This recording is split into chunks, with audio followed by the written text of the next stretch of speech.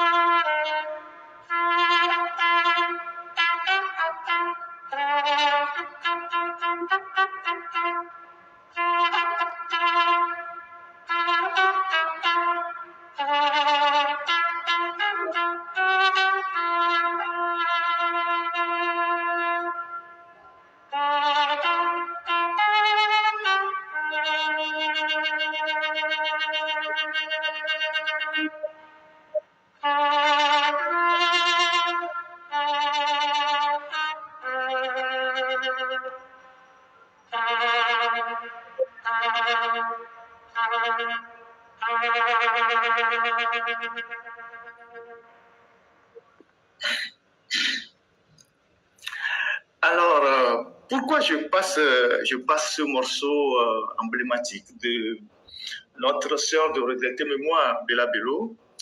Ce trompiste de l'armée ghanéenne a entonné cette chanson juste après le crash de l'hélicoptère qui a emporté deux ministres et des officiers supérieurs de l'armée ghanéenne. Et c'est une fierté pour nous, Togolais, que ce soit la chanson de Bella Bello, avec la chanson de Bella Bello, qu'on rend hommage à ces autorités ghanéennes qui sont morts dans ce crash-là.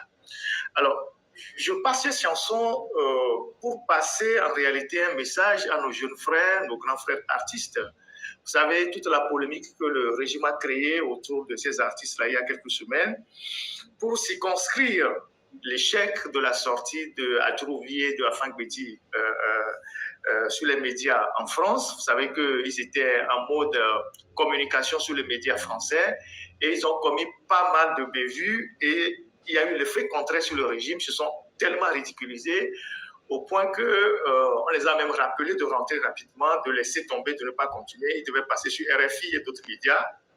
On leur a dit d'annuler les prestations parce que tellement ils étaient ridicules dans leurs arguments de défense. Et donc, pour circonscrire cette sortie ratée aux conséquences très fâcheuses pour le régime a balancé ces photos-là des artistes que Fort a reçus pour entretenir une polémique, allumer un pare-feu, un écran de fumée pour effacer la sortie hasardeuse de Adjourouvi et de Maître Afang Bédi. C'est pour ça que cette image a été balancée et ça a vraiment pris parce que tout le monde, les jeunes sur TikTok ont passé le temps à se chamailler entre eux autour de cette photo-là.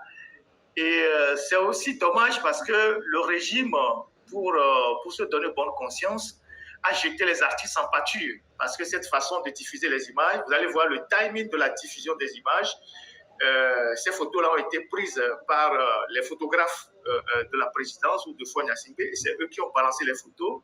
Et donc, c'est une manière pour le régime de circonscrire sur le plan de la communication la sortie ratée de la bande à Adjouvi. En même temps, le faisant, ils ont sacrifié les artistes, ils ont jeté les artistes en pâture.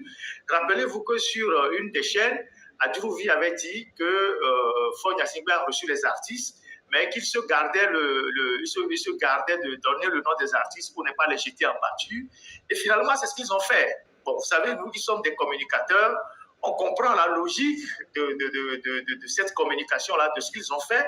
Et vous allez constater que pendant une semaine ou jusqu'à présent, tout le débat tourne autour de ces artistes-là et de ces photos-là.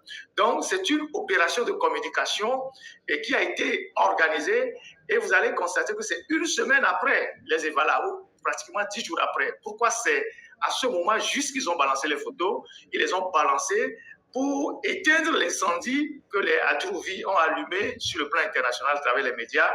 Mais en le faisant, ils ont sacrifié l'image des artistes. Et donc ces artistes-là aujourd'hui, à leur corps défendant, sont la cible de l'opinion qui est en train de les brocarder, de les insulter, de les attaquer.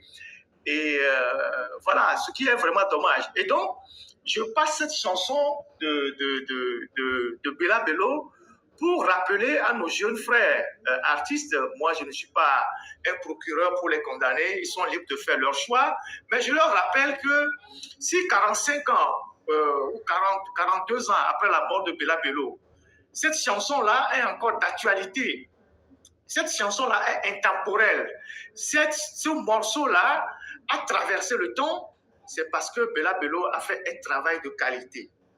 Donc, il faut que nos artistes travaillent à laisser pour la postérité des morceaux, des chansons qui vont traverser le temps. Ce n'est pas seulement ce qu'ils vont gagner aujourd'hui, ce qu'ils vont manger aujourd'hui qui est le plus important, mais c'est ce qu'ils laissent pour la postérité qui est le plus important. Bella Bello a eu la malchance d'être togolaise. Je m'excuse de le dire ainsi. Tout comme Fifi Rafiatou, tout comme Akofa Akoussa, tout comme Mounia Tchangaï, tout comme Nimon Tokilala. Il y a de cela 10 ans, je pense, j'ai rencontré Nimon Tokilala dans un vol, je pense que c'est de Bruxelles vers Lomé. Il y a très longtemps, moi je ne l'ai plus vu. Moi je l'ai vu dans le vol, sur ce vol-là plutôt, qui desservait Bruxelles à Lomé. On était ensemble sur le vol. Je pense que je l'ai salué au passage. Elle a pris effectivement de l'âge. Elle est à l'extérieur. Mais ce sont des grandes dames qui ont marqué l'histoire de notre pays sur le plan de la musique. Je parle des femmes d'abord. Ce sont les héritières directes de Bella Bello. Afia Mala, Fifi Rafiatou, Nimon Tokilala, les Mounia Tchangaï, les Akofa Akoussa. Ce sont les héritières immédiates de Bella Bello. Mais leur malheur, le malheur de toutes ces personnes-là, c'est parce qu'ils ont été togolaises. Si elles n'étaient pas togolaises, le pays devait les porter très loin. Angélique Kidjo s'est inspirée de Bella Bello. Elle-même l'a dit plusieurs fois, puisqu'elle a vécu en partie au Togo. Elle a vécu en partie au Togo et elle s'est inspirée de Bella Bello. Mais puisqu'elle vient d'un pays qui connaît la valeur de la culture et de la musique, aujourd'hui, son nom est partout dans le monde. Elle est au Grammy Award à New York, elle est partout. Mais nous avons des gens, des artistes talentueuses, des gens qui ont marqué le temps, qui sont aujourd'hui perdus dans les méandres de l'histoire. Qu'est devenu aujourd'hui Fifi Rafiatou? Qu'est devenu aujourd'hui Yaya Lele? Qu'est devenu aujourd'hui, je ne sais pas, Mounia Tchangaï, elle est décédée. Et comment on l'appelle, Nimon Tokilala? Qu'est-ce que le Togo fait pour valoriser ces gens-là qui ont porté pendant des années la culture togolaise, la chanson togolaise? Rien du tout, absolument rien. Absolument rien. Si Akofa Akoussa, elle est morte dans l'indifférence totale, Mounia Tchangaï, elle est morte dans l'indifférence totale. Le ministère de la Culture au Togo, ou ce qui ressemble au ministère de la Culture, c'est pour financer des voyous sur Facebook ou sur TikTok pour insulter les gens. Le budget de ce ministère-là, c'est pour faire ça. C'est Tassimi Tobias, tout à fait. Le budget du ministère de la Culture au Togo, c'est pour financer des communicateurs de l'UNIR qui sont sur les réseaux sociaux en train d'insulter les gens. C'est tout. Et ils n'ont aucun projet, ils n'ont rien dans la tête. Mais aujourd'hui, Angélique Kidjo, elle seule, est un monument pour le Bénin. Et pourtant, Angélique Kidjo, elle-même l'a dit dans une interview, elle s'est inspirée de Bella Bello. Bella Bello qui déjà dans les années 60, je ne sais pas quelle année, avant son décès, avait déjà fait le Zénith en France. Elle est allée au Brésil, elle a rencontré le roi Pelé, elle a fait les premiers concerts en Europe, partout. Angélique Kidjo, elle avait le même standing que Myriam Makeba. Aujourd'hui, au Togo, est-ce qu'il y a un seul monument qui rend hommage à Bella Bello, en dehors de la scène qui a été construite à l'Université du Bénin ou l'Université de Lomé? Est-ce qu'il y a une seule rue à Lomé aujourd'hui qui rend hommage à Bella Bello? Est-ce qu'il y a un carrefour qui rend hommage à Bella Bello? Est-ce qu'il y a un boulevard qui porte le nom de Bella Bello? Est-ce qu'il y a un monument où tu vas là-bas, tu vas voir tout ce que Bella Bello a fait dans sa vie? Rien du tout. Et pourtant, les Ghanéens, dès qu'il y a eu le crash, ils se sont souvenus qu'il y a une chanson emblématique qui est liée à la mort. Et c'est ça qu'ils ont entonné sur le perron même de la présidence pour rendre hommage à Bella Bello. Pour rendre hommage à leur défunt, tout en rendant hommage à Bella Bello. Qu'est-ce que nous avons fait de nos artistes? Donc, je passe ce message pour dire à nos jeunes frères artistes que ce régime qu'ils affectionnent tant, parce qu'entre-temps, on leur balance 300 000, 500 000, ne fera absolument rien pour eux. Jimmy Hope, un artiste complet. Jimmy Hope, il y a aussi cru, Jimmy Hope a cru que ce régime va peut-être faire quelque chose. Il était avec ses amis Tebache et tout ça, il a été sollicité par le régime, il a fait beaucoup d'œuvres d'art, les trucs qu'on voit sur les murs de l'aéroport, tout ça. Jimmy Hope est un artiste au complet. Quand on parle d'artiste au complet au Togo, Jimmy Hope est l'un des rares. Parce que lui seul, il est tout. Musique, instrument, art plastique, il est tout, Jimmy Hope. Mais il est mort, on a fait semblant d'hommage, on l'a enterré comme un chien. Il n'y a même pas un cimetière pour rendre hommage aux gens qui ont travaillé pour ce pays. Donc, pour nos jeunes frères artistes, pour que vos chansons traversent le temps, comme la chanson de Bella Bello, il faut que vous travaillez. Vous n'avez pas besoin d'aller chercher le monde chez un chef d'État, ou chez un premier ministre, ou bien chez une ministre. Sinon, vous allez faire des chansons qui vont durer 2 semaines, et puis c'est fini. C'est fini. C'est fini. Donc, réfléchissez et sachez que l'art, c'est quelque chose d'assez important. L'art, la musique, ça traverse le temps. Et il faut que vos œuvres aussi traversent le temps. N'allez pas chercher des miettes. C'est vrai que la situation économique est difficile, mais regardez comment ce régime vous jette en pâture.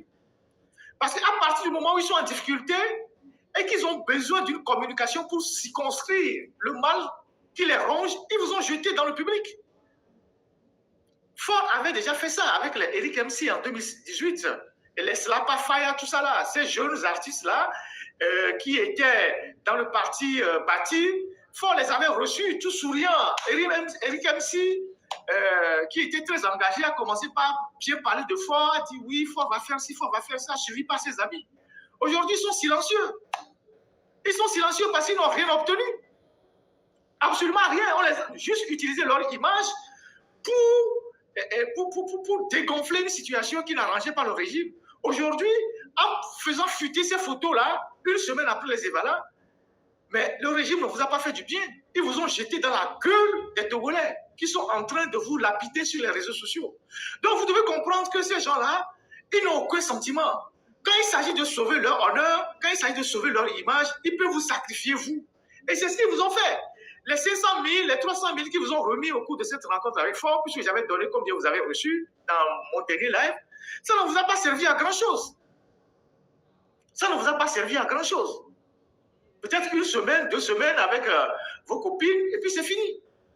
Donc, réfléchissez pour ne pas servir d'appât à ces genres de situations, éternir votre image. Le régime passera. Mais vous, les artistes, vous allez rester. Vos œuvres aussi vont rester. Pensez à ça. Comme moi, je venais de le dire tout à l'heure, je ne suis pas le bien placé pour vous faire un procès. Je ne vous fais pas de procès, je ne vais pas vous condamner. Vous êtes libre d'aller vers qui vous voulez. Mais sachez que si à ce jour, on continue de rendre hommage à Bella Bello, malgré que le pouvoir togolais a tout fait pour qu'on oublie Bella Bello, si on continue de rendre hommage dans la sous-région à Bella Bello, sur le plan international à Bella Bello, c'est parce qu'elle a été un artiste exceptionnel. Soyez aussi demain des artistes exceptionnels.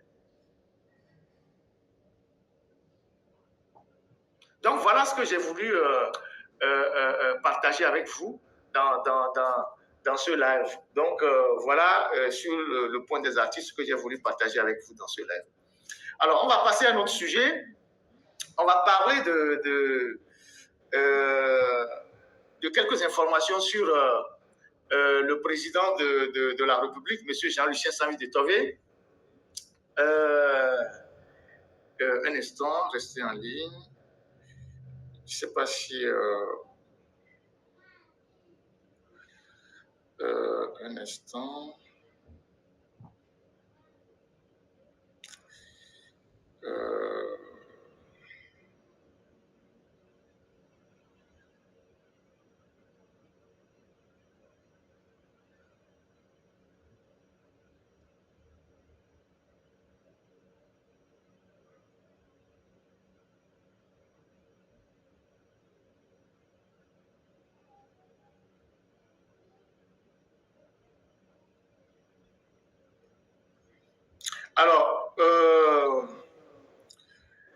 Alors, le président de la République, c'est ça, Jean-Lucien Sammy-Détové, il mène ses activités, mais c'est quelqu'un qui n'est pas au mieux de sa forme. Vous-même, vous savez, quand on l'a présenté, dans quelle situation physique il était. Et je pense qu'il faut vraiment penser à lui parce que de temps en temps, aujourd'hui, il est bien portant, demain, il n'est pas bien portant. Et il y a plusieurs médecins qui sont tous les jours à son chevet plutôt. Et c'est quelqu'un qui a une santé très déclinante. Ces temps-ci, voilà, vous savez, à 86 ans, c'est quand même un âge un peu avancé où il y a des bobos, des maladies et tout ça. Et donc, voilà, il n'est pas au mieux de sa forme. Ses médecins lui prescrivent beaucoup de repos, de faire attention. Mais en même temps, les images de ces activités ne font pas l'unanimité au sein de l'UNIR, au sein de certains caciques du régime. Certains estiment que le fait qu'il accrédite les ambassadeurs, vous savez, je vous ai dit qu'il est dans la même enceinte que Faure Gnassingbé à Kégué là-bas, on lui a cédé un bâtiment secondaire, et le fait que dans la constitution de la 5e République, c'est lui qui reçoit les ambassadeurs, que les ambassadeurs passent devant la garde républicaine sur le tapis rouge, il les reçoit. Certains caciques du régime estiment que ces images-là mettent en second plan leur PC, le PC. Ces images-là éclipsent un peu leur champion et la réflexion entre eux, ça discute beaucoup. Et ne soyez pas étonnés demain, à défaut de revenir à une constitution présidentielle, on puisse arracher de nouveau quelques prérogatives au président de la République qu'on va rattacher au PC, qu'on va redonner au PC. C'est possible qu'il le fasse. Donc, un instant.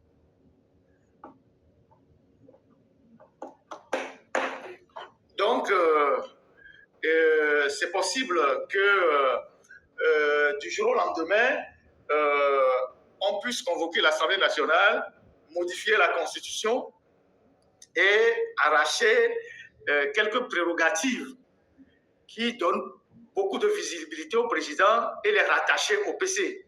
Parce que vous constaterez que une fois que les ambassadeurs sont accrédités plutôt par M. Jean-Lucien Sammy-Détové, Faure les reçoit de nouveau, comme si c'était une double fonction. Donc, ces images-là qui sortent là ne leur font pas suffisamment du bien.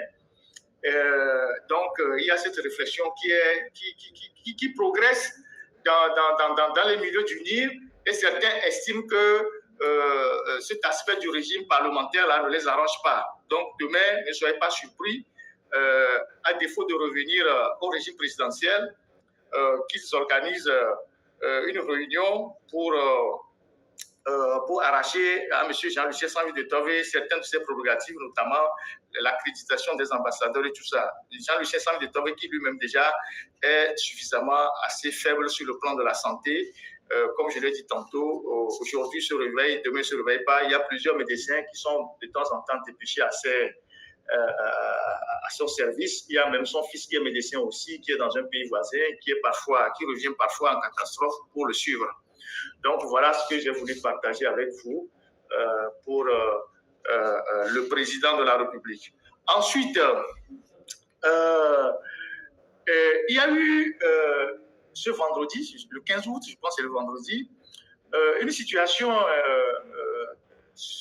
un peu compliquée au niveau de Ila Kondi pour les usagers de la route. Et cette situation est liée à la connexion.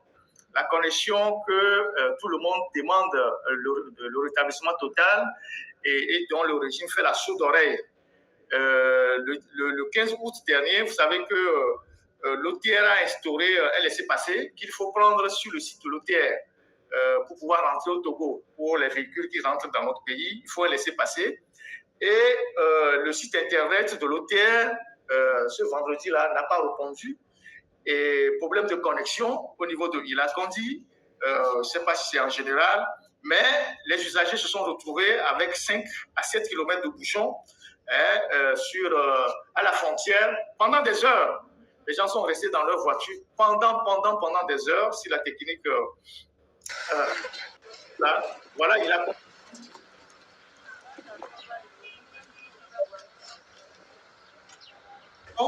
de 5 à 7 km parce que, effectivement, le laisser-passer que l'OTR donne aux gens qui rentrent chez nous, bien qui travaillent chez nous, n'a pas marché à cause de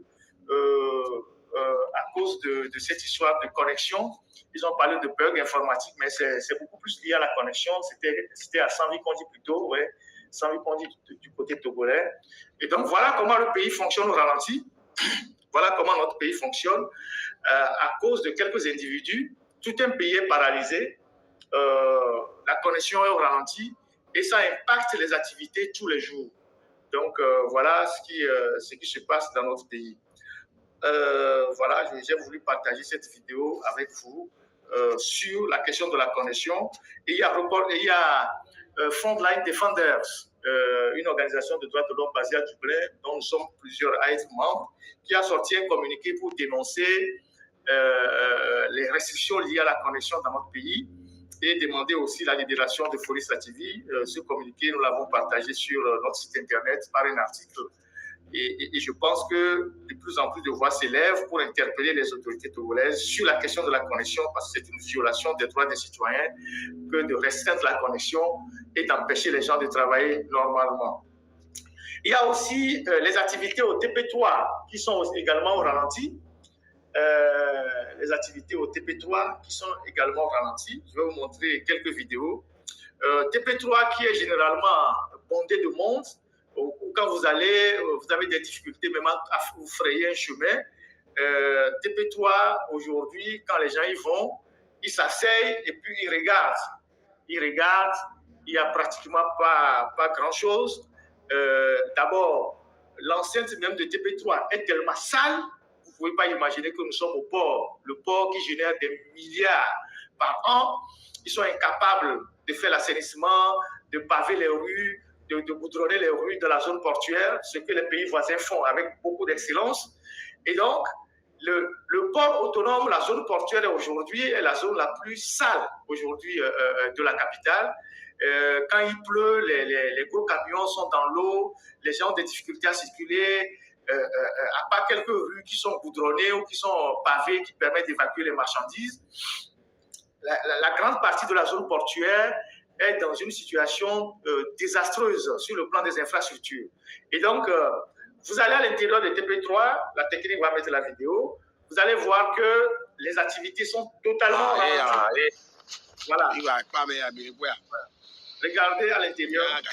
Regardez comment c'est sale. Voilà. Et regardez comment c'est sale. Comment on peut accepter que le port autonome de Lomé, la zone de TP3, soit aussi sale que ça? C'est-à-dire qu'ils ne sont même pas capables de mettre les pavés, d'assainir l'intérieur de cette clôture-là. Même l'argent que l'hôtel perçoit à l'intérieur de cette clôture-là, à l'entrée de cette clôture-là, si chaque année, ils essayaient de paver une certaine surface de TP3, je pense qu'aujourd'hui, toute cette zone sera assainie, il y aura des toilettes modernes, il y aura des abris, parce que là, il n'y a même pas d'abri. Les gens sont là à l'air libre. Quand il pleut, les gens se réfugient sous le toit des véhicules et tout ça. Et ça, nous sommes dans la zone portuaire, qui génère des milliards par an, qui génère beaucoup d'argent. Regardez comment c'est sale. Regardez comment c'est sale. On dirait un ghetto. Regardez. Et les gens sont là. Les gens sont arrivés. Il n'y a rien. Activité, les gens sont là, les gens regardent. Ils sont en l'air. Chacun vient s'asseoir. Ça montre aujourd'hui l'état même de notre pays. Comment le pays est bon sur le plan même des activités. Les Togolais ne tirent aucun bénéfice du port autonome de Lomé. C'est les étrangers qui tirent tous les bénéfices. Et vous avez le stock vous avez le stock de ciment de Simfaso et Simtogo aussi en partie qui pollue toute cette zone-là. Quand j'étais au Togo, j'ai fait plusieurs émissions sur le ciment qui est envoyé dans tous les quartiers. Et donc, il y a un problème environnemental terrible là-bas. Les gens ont certainement... Et vous savez que le ciment comporte des métaux lourds. Voilà ce que le Togo est devenu. Nous sommes dans la zone portuaire. Et quand vous allez aujourd'hui dans les pays voisins, vous allez voir comment les pays voisins investissent énormément dans la modernisation de la zone portuaire. Et pourtant, on dit que le Togo, c'est le plus grand port en Afrique de l'Ouest, le port en eau profonde, le port qui reçoit tous les bateaux, les grands porteurs. Mais regardez dans la zone portuaire. Si vous prenez la route qui passe devant les grands moulins pour aller vers la Souété, c'est une route catastrophique. Quand vous prenez la route pour aller à Corée-Sewa, elle est catastrophique. Quand vous prenez la route pour aller vers la zone des TP3, catastrophique. Voilà le pays dans lequel nous sommes. Qui se débrouillent au port, il n'y a pas d'activité. Il n'y a pas d'activité. Certains ont mal pris ça. Donc les gens viennent. Les gens de l'OPR, ils sont devant la clôture. Tu payes l'argent, tu rentres, tu payes 200 francs, 300 francs pour rentrer, que tu as acheté ou pas, tu payes. Et donc, vous avez quelques ferreux qui sont là-bas. Le soir, ils ont l'argent dans leur poche, ils rentrent à la maison et ils vont faire la belle vie avec l'argent qu'ils collectent là-bas. Donc, voilà ce qui se passe au TP3. Donc, on peut passer à un autre sujet après le TP3. On peut passer à un autre sujet.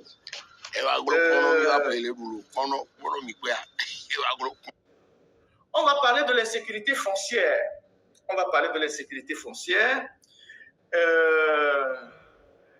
Il s'est passé un phénomène, une expulsion massive de certains habitants de Akato, de Aplaou Akato, c'est ça, je pense, ouais, de Akato la dernière fois. Vers Ségbé, c'est ça, dans la zone de Ségbé, c'est dans le Golfe 5, Golfe 7, voilà. Toujours les litiges fonciers que les tribunaux n'arrivent jamais à régler, des litiges fonciers dont ceux qui tirent les ficelles sont tapis dans les palais de justice, les démarcheurs, les huissiers, certains officiers, les gros bras, qui mettent en difficulté nos frères et sœurs qui, au prix de plusieurs années de labeur, ont acheté un demi-lot quelque part, un quart de lot pour construire une maison dans l'espoir de terminer leur beau vieux jour.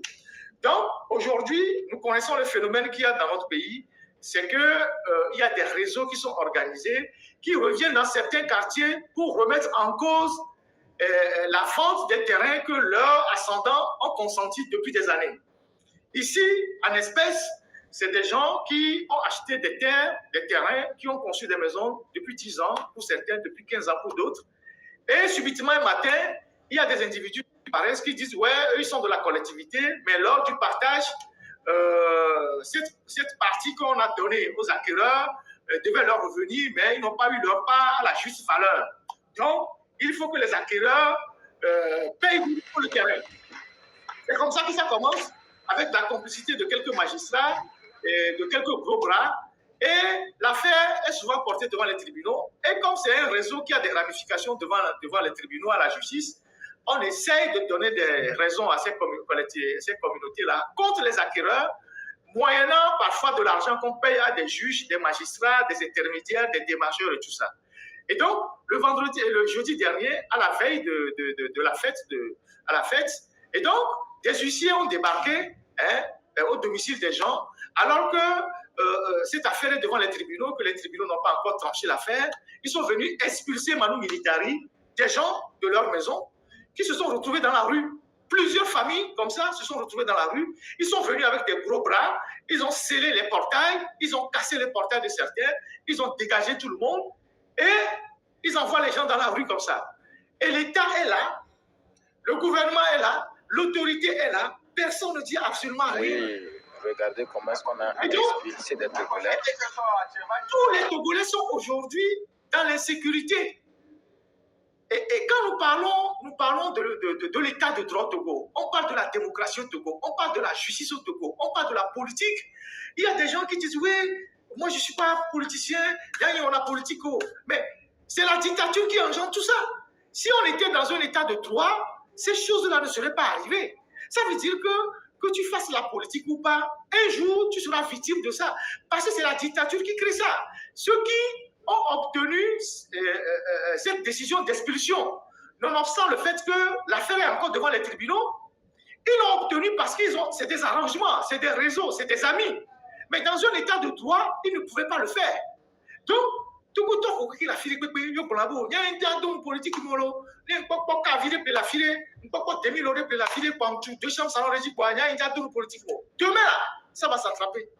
Ce truc-là va t'arriver parce que nous ne sommes pas dans un état de droit. L'état de droit est le seul état ou le seul cadre qui protège les intérêts des uns des autres. Ce ne serait pas un état parfait, mais c'est un état où au moins les droits des uns et des autres sont plus ou moins garantis. Mais dans une dictature, tout le monde recourt à des réseaux, à des relations. Je connais tel officier, je connais tel juge, je connais tel magistrat, je vais aller lui donner 2 millions pour aller chasser des gens et récupérer des terrains. Donc, nous sommes tous victimes de ça. L'insécurité judiciaire au Togo, c'est la conséquence immédiate de la dictature.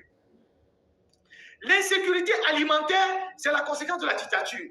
L'insécurité sur nos routes, où quand on donne de l'argent pour construire des routes, les gens bouffent l'argent et qu'ils font des ruelles au lieu des grandes routes et que les gens font des accidents, c'est la conséquence politique. La corruption des agents, des policiers, des gendarmes qui sont sur les routes, qui laissent passer les voitures qui n'ont pas de frein. C'est la dictature qui crée ça.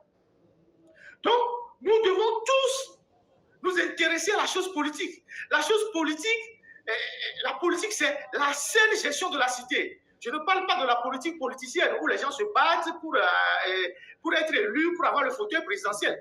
Mais la politique en tant que citoyen qui demande des comptes aux gouvernants, qui demande pourquoi vous gérez l'argent comme ça? Pourquoi on paie les taxes, mais vous ne mettez pas l'électricité, l'eau, tout ça dans les quartiers? Pourquoi les rues ne sont pas goudronnées? Ça, c'est un engagement citoyen.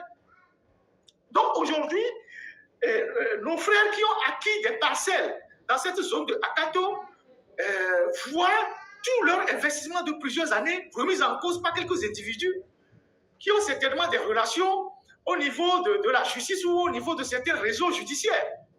C'est vraiment dommage et ça fend le cœur de voir des situations comme ça. Nous sommes peut-être à 1 mois de la rentrée, voilà qu'on vient expulser des gens qui sont des locataires, on sort leur matelas, leur lit, tout ça, on jette dehors, on barricade les maisons et on a un ministère des droits de l'homme, on a un ministère de la justice, on a un ministère, je ne sais pas comment on appelle ça, des affaires sociales, personne ne dira rien. Et ce phénomène-là d'insécurité judiciaire et d'insécurité foncière, ça dure depuis des années. Ça dure depuis des années. Et tout le monde est exposé à ça. J'ai un compatriote qui m'a dit qu'il a acheté des terrains vers Atletico. Il a un titre foncier, au moins 8 lots. Les gens sont rentrés dedans pour construire des maisons alors qu'ils n'ont aucun papier. Quand il est arrivé pour les chasser, il ne peut pas les chasser parce que ces gens-là, c'est des gens qui ont des amis. C'est des terrains qu'il a achetés depuis des années. Il a des titres fonciers, un titre foncier dessus. Il est allé au cadastre pour se renseigner à Davier. Le cadastre lui a dit, ceux qui ont construit sur ton terrain, ils n'ont aucun document. Et il n'arrive pas non plus à les expulser. Mais lui, c'est des années d'efforts à l'extérieur. Il s'est battu en Occident, cotisé de l'argent sous la neige pour acheter ces terrains-là pour sa retraite. Aujourd'hui, il ne peut pas en jouir. Et celui-là, il ne se mêle pas de la politique. Il ne se mêle pas de la politique. Donc, nous sommes tous exposés à ça. Nous sommes tous exposés à ça. On est tous exposés à cette insécurité foncière. Donc, sur le cas de Akato, je vais revenir là-dessus. Une fois qu'on aura identifié le réseau qui a opéré, parce que souvent c'est des réseaux avec des complicités au niveau de la justice, des gros bras, on va revenir sur cette question-là pour qu'on puisse mettre au moins un nom sur les visages. Ceux qui font ça, ceux qui font ces genres de conneries dans notre pays et qui privent les citoyens de leurs droits, de leur investissement, de leur année de labeur, de travail. Parce que l'État a refusé de jouer son rôle. Parce que le gouvernement a refusé de jouer son rôle. Parce que les ministères ont refusé de jouer leur rôle.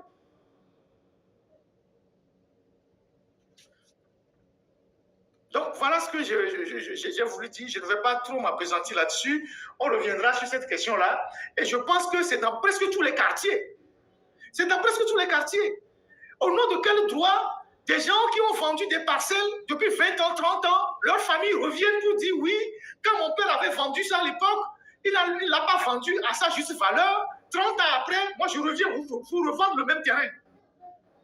C'est au nom de quel droit? C'est au nom de quelle justice? Vous l'avez vendu, c'est tout. Si vous l'avez vendu à 100 000 francs, ou vous avez vendu le terrain à 200 000 francs en 1960, ce n'est pas parce qu'aujourd'hui le terrain dans le même quartier coûte 100 millions que vous allez revenir pour dire oui, vous êtes les petits-fils de tel vendeur et qu'à l'époque votre grand-père a vendu le terrain à 100 000 francs et donc il a mal vendu et vous revenez pourquoi vous le vendez? Vous voulez arracher les terrains aux gens?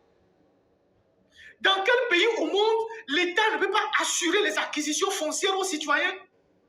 L'État ne peut pas garantir les acquisitions foncières aux citoyens. C'est un investissement à l'achat d'un terrain. Dans quel pays au monde?